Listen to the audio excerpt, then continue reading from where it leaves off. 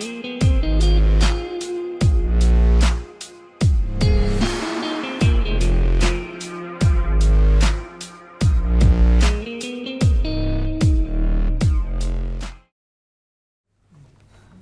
want to pick up on the TVET College's sort of space, and I think your entity plays a lot more into that than perhaps many others around the table here. Could be wrong. Yeah, but I'm going to ask you the question anyway. Not really. I'm going to ask you the question anyway. Why is it that we're not enjoying a lot more success, do you think, in the TVET College space? Especially when you look at countries in Europe, in the Nordic regions specifically, where up to 90% of the matriculating class will be going into a TVET college or into artisanship, because that in part is what the economy needs, and only a small percent will actually go to, let's call it a traditional university.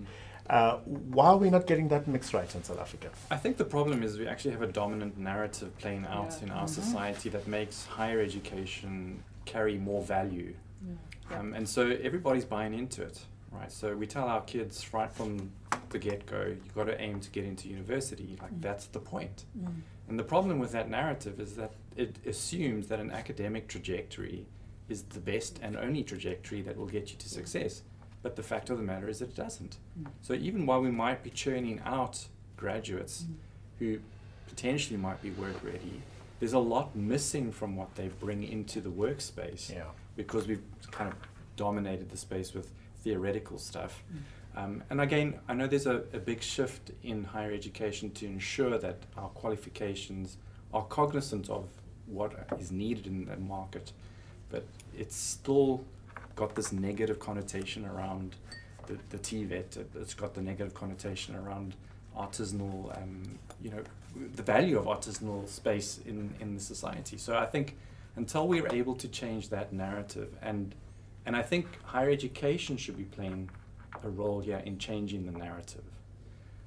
And maybe that's where we continue to support the system that supports us, right? So we're happy to keep higher education operating the way that it is, and we want more students to enter into higher education.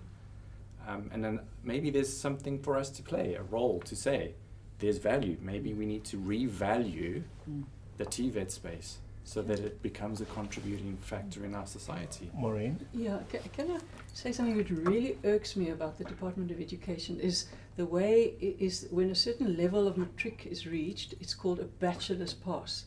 And then there's this huge excitement about how many children got a bachelor's pass, because I think that's part of the narrative that you're referring exactly to. it. Yeah. Because when you think you've got a bachelor's pass, you must now go do a bachelor's And somehow degree. you're better because and you have it. that's great because you've got a Yeah. bachelor's pass. So if that word didn't exist, if it was whatever word, and like you say, Well, like in our day it was exemption, right? correct. Yeah.